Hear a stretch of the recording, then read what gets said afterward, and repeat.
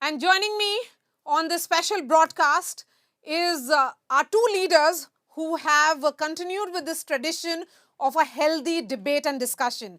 We have Member of Parliament of the Congress Party from Thiruvananthapuram, Dr. Shashi Tharoor, and National Vice President of the BJP, Mr. Jai Panda. Thank you so much for speaking to India today. Dr. Tharoor, is there some aspect of the budget that you think is positive? We have got your reaction of how you have dismissed the budget. Is there something that they have got it right? Well, look, I have written articles advocating the mining of rare earths, so I can't say that that's a bad idea. It's a good idea. At the same time, it'll take 15 years to be realized. You don't do this overnight. It takes time to mine them, to create the infrastructure, and to do the processing. And so we're about 15 years away from reducing our dependence on importing rare earths. But at least, a well begun is half done kind of thing, but it's still only a case of better late than never. There's nothing much else to applaud. Otherwise, I'm afraid as an MP from Kerala, I'm deeply disappointed by the way in which the government has sort of completely reduced Kerala to an invisible Kerala. Should be the new hashtag for the state. Instead of incredible India, whatever, we have invisible Kerala.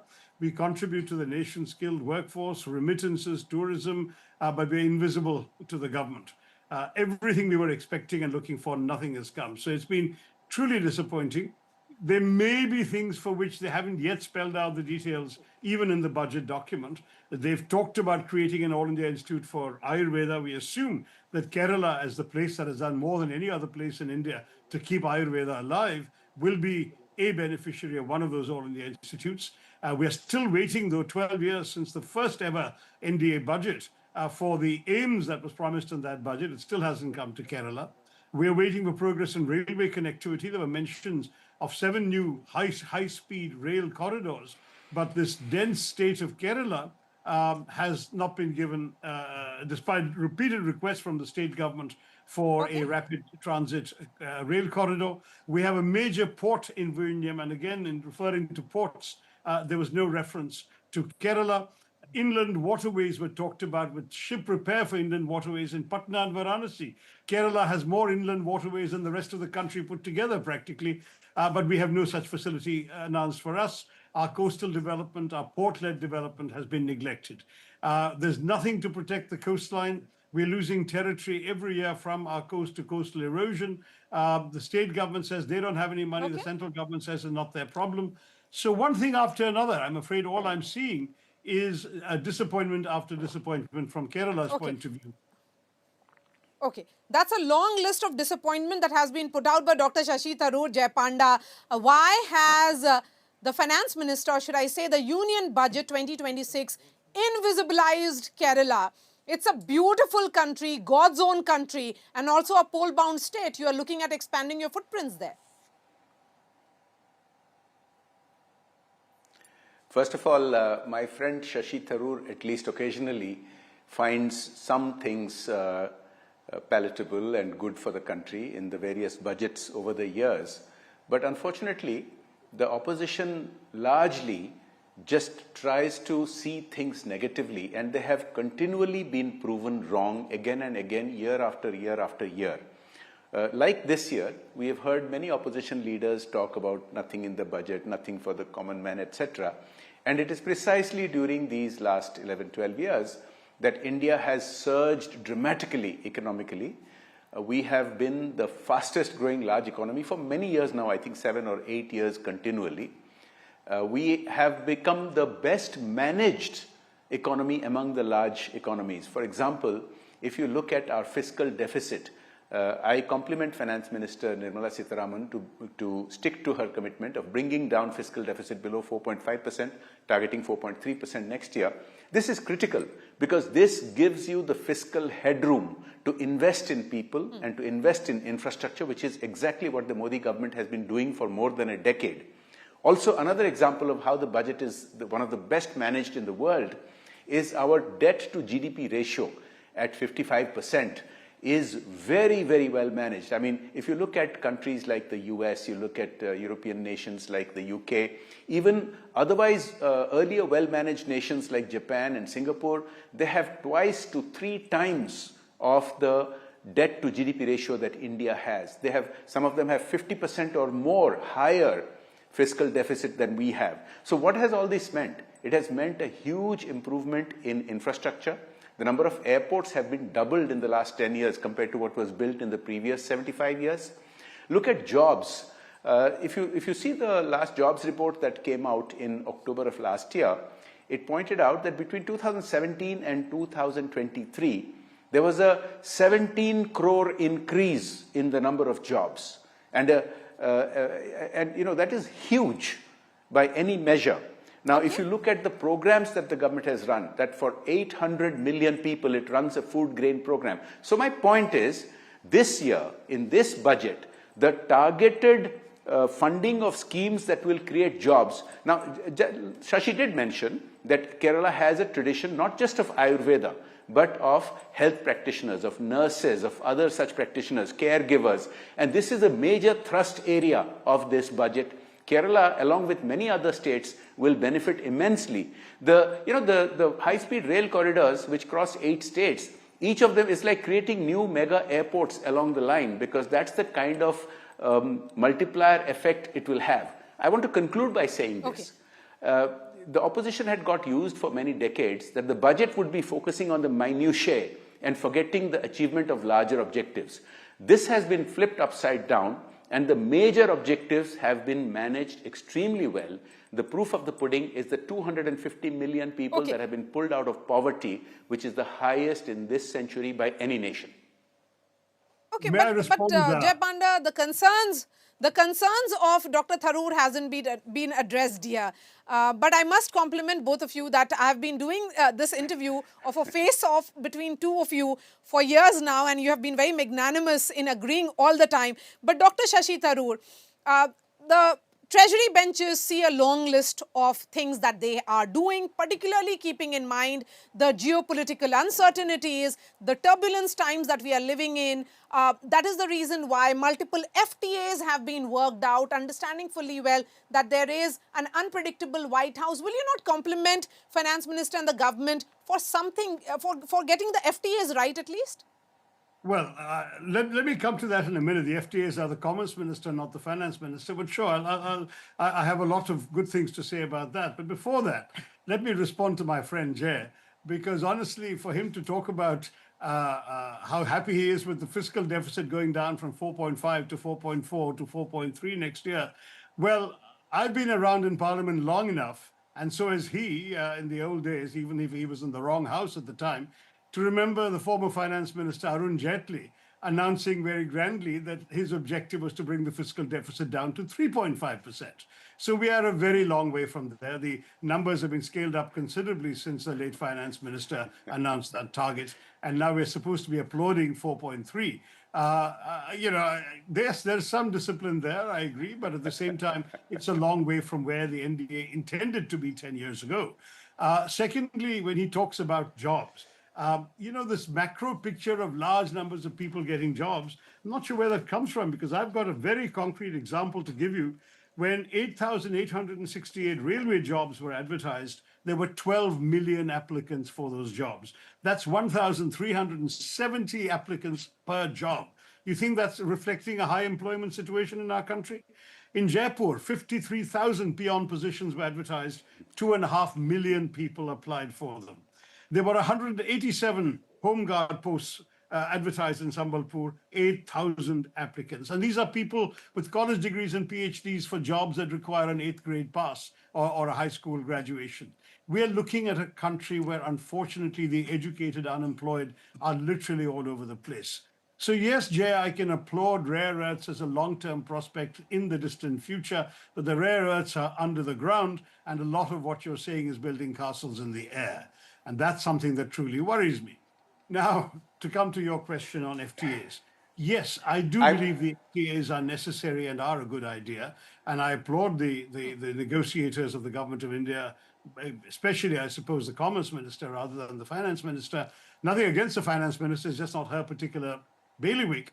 But having said that, we really will now have to see this translating into two things: significantly enhanced exports of items manufactured in India, and thereby generating more jobs for Indians in India. When that happens, we will have a lot more to applaud. Right now, there's a signature. We've lost a significant portion of the large American market, and we hope to replace it with a large European market. But the agreement is not yet enforced. This is not going to happen overnight.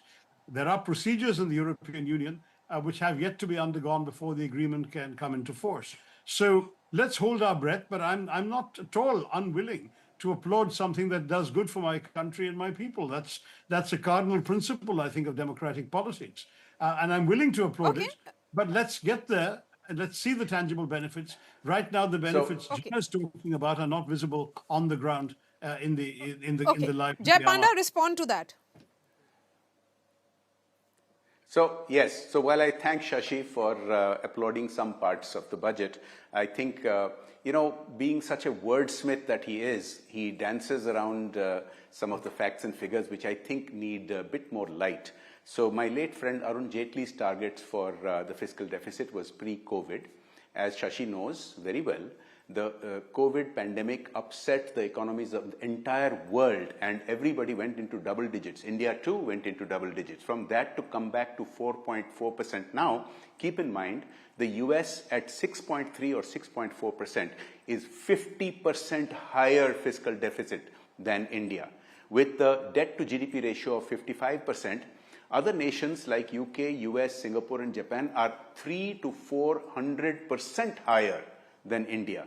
So yes, indeed, Nirmala ji has managed the economy extremely well under the leadership of Prime Minister Modi. I also wanted to just add a few things, which is that it's understandable when people want to apply for government jobs because the mindset that the previous decades under the Congress had built up in India was that the government jobs were the only jobs available. And the good thing is, under the Modi government, in just the last year, the data received, the government jobs have gone up by 111%.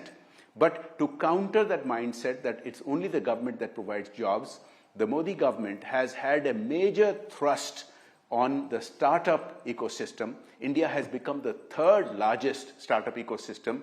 Large numbers of women are being entrepreneurs. Now this new thing about Lakhpati Didi is going into crores of women is being translated and gear shifted in this budget to make them micro and small entrepreneurs. The big thrust on MSME, small industries, is going to be transformational for India.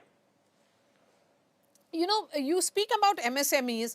For the longest time, I remember there is one thing or the other that is announced. When we were speaking to some investors and experts earlier today, and this is a question to Jai Panda, they were of the opinion that lots has to be done. And they were expecting some kind of reforms, that reform engine or reform path should continue. Are there those elements of reforms that you're seeing here?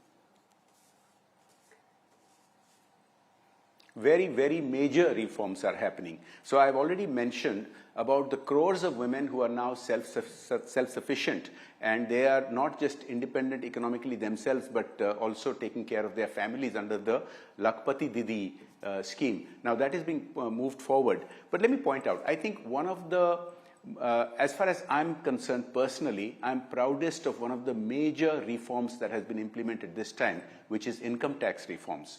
Now, I had the privilege of chairing the select committee on the income tax overhaul, which was an all-party committee, and we gave a unanimous report.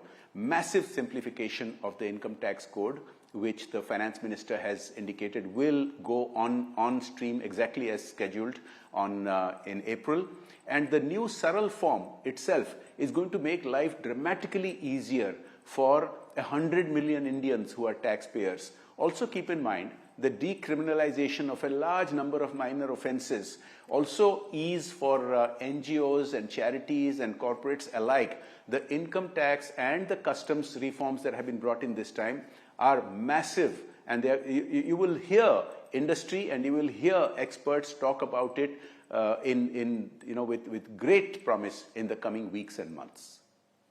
Okay, Dr. Let me Tharoor. chip in on that. Yes, I mean, first of all, there's just so much to be said about the issues you've raised with Jay that he has answered in his charming way without fully addressing your questions. MSMEs, for example, much talk about that. In fact, the finance minister even spoke about championing MSMEs. The problem is that the very economic survey that was tabled the day before her budget says that credit risk is a huge challenge at the moment. There's a 30 lakh crore credit gap for MSMEs, whereas she's talking about giving 10,000 crores. 30 lakh crore credit gap, concentrated lending, limited progress on cash flow based credit. These are all from the economic survey that I'm quoting. And so, where are you going to get these champions from if the MSMEs are struggling with such a major credit shortage? Then Jay talks about jobs and says that, oh, it's all about, it's only about the government jobs and so on.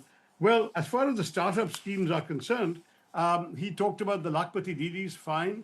I have another Didi in mind, actually, a young woman whose video was going around. I'm sure that Jay also has WhatsApp inflicted on him, when the government shut down instead of starting up a whole number of companies in the gaming sector. Now, I'm not suggesting that there wasn't anything wrong that required action, but this girl was pleading for the thousands, tens of thousands of people who were going to lose their jobs. And frankly, what the government should instead have done was to engage in a constructive discussion with stakeholders rather than shutting down startups. And in fact, I think only a token amount of 900 crores has been sanctioned under the Startup India Fund under the current budget. So it's not as if startups have been given any significant priority. And then look at the areas of omission. Air pollution was not even mentioned, and we're living in this unbreathable city of Delhi, where people go to Davos and hear Smriti Irani decrying air pollution and Geeta Gopinath warning about how it's going to do great damage to our economic growth. Even the national ambient air quality standards on which the National Clean Air Program relies were last revised in 2009. The government has been completely lackadaisical on clean air. And I say this as somebody who out of his own pocket has been running a clean air roundtable every year for the last 10 years in Delhi, trying to get the attention and engagement of the government as well. There are issue after issue with, again, I'm only addressing some of the issues that you yourself have raised, Maria. When we look at jobs, for example, Jay talks about high ambitious announcements by the government. The problem is, let's look at their actual implementation. In fiscal year 25-26, there was a Prime Minister's internship scheme announced where 11,500 plus crores were allocated in the last budget. You know how much the Ministry of Corporate Affairs has spent on the Prime Minister's internship scheme? Exactly 500 crores. Now, this is the kind of implementation we're seeing. There's no point having grand budget announcements if they're not matched with reality on the ground. Yes. If Yes, you look, in fact, yes, please yeah, go go ahead, on. Dr. Tharoor. No, I'm just saying time after time, we talk about skill development. What about the placement record, which has been really weak? If you look one thing after another in our situation, we get these schemes, and I'm not objecting. I mean, I like the idea, for example, of giving for agriculture this AI. Even Jay hasn't mentioned it, but it's something that the government is touting, that they're going to bring in some Bharat Vistar, a multilingual AI tool, to help agriculture. But you're talking about an agricultural India where mechanization is still limited, where only 9.1% of agricultural households even own a tractor, 2.3% have a power tiller, 0.5% have a harvester.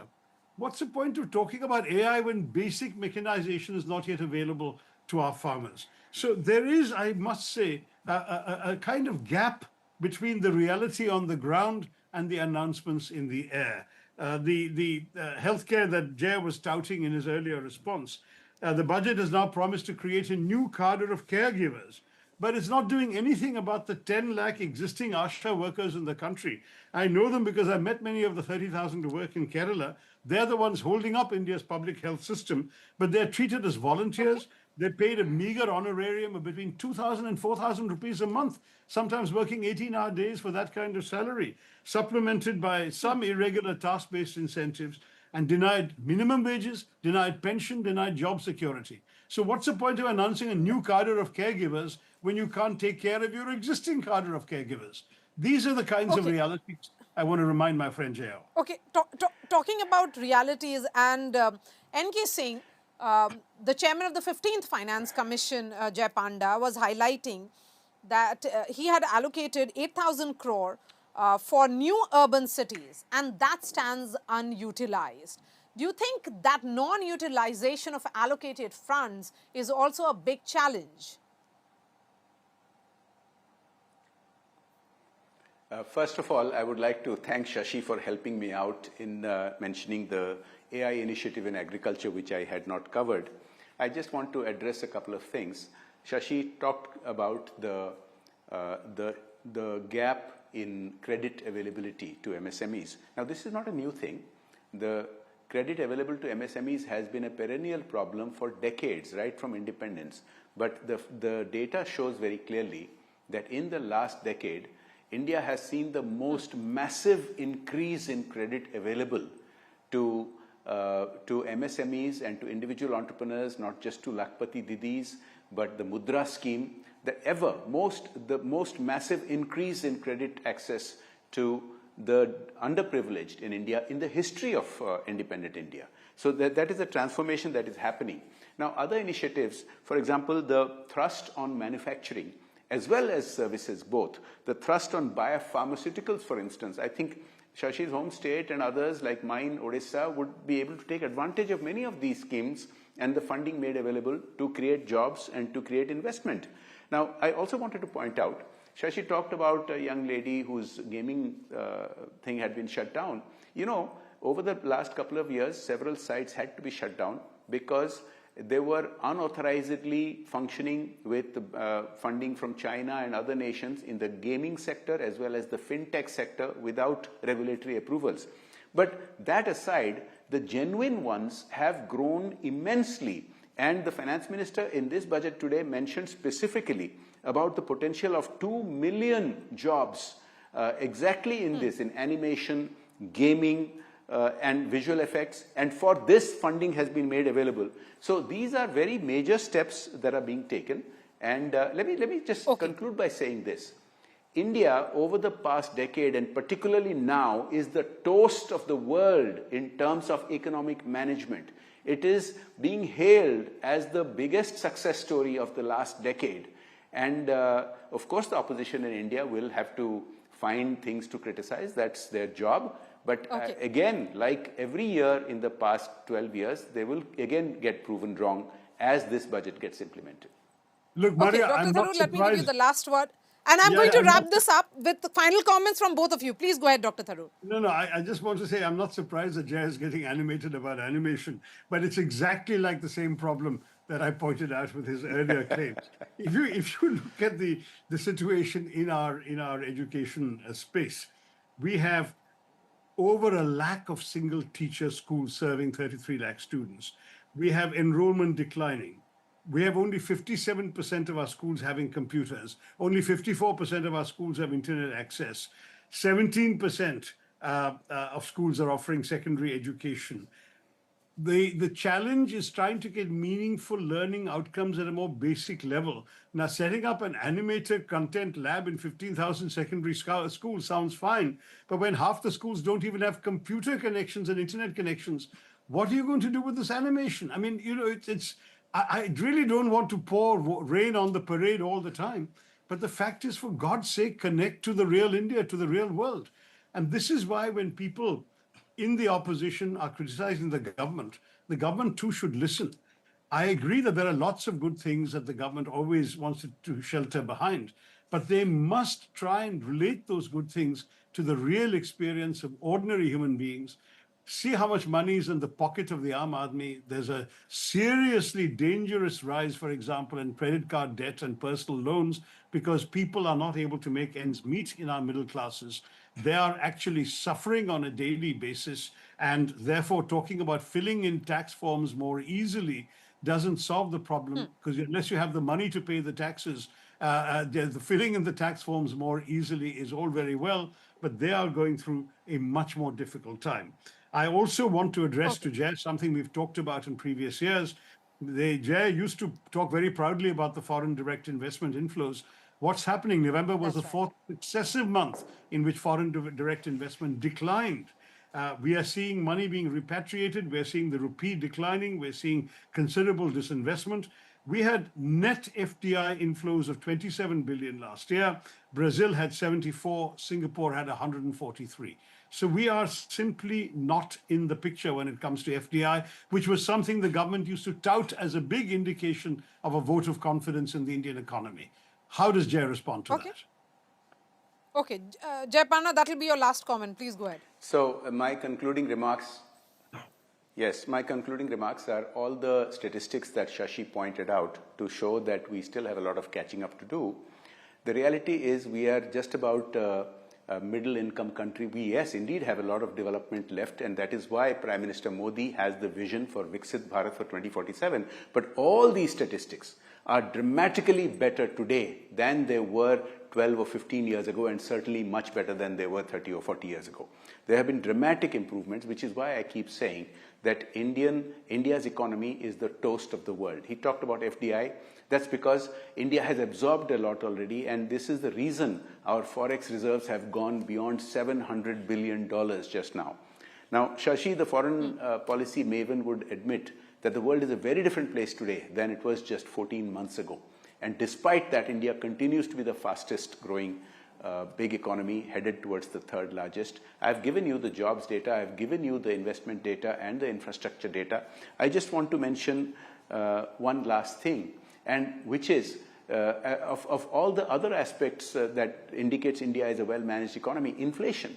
India has the best inflation management of any large economy, apart from all the other statistics that I've given you. So we are on trajectory, we are on track to a Viksit Bharat in 2047. This budget shifts gears, and a year later, you will be seeing the results of this budget's implementation. Okay, perhaps we'll have this conversation again in 2027. So, Dr. Tharoor and Jay Panda, really appreciate your time. Thank you for agreeing to do this face-off, or should I say debate among the two of you, as you have been doing for so many years. Thank you for your time. Thanks, Maria. All the best, Jay. Thank you. It's a good tradition.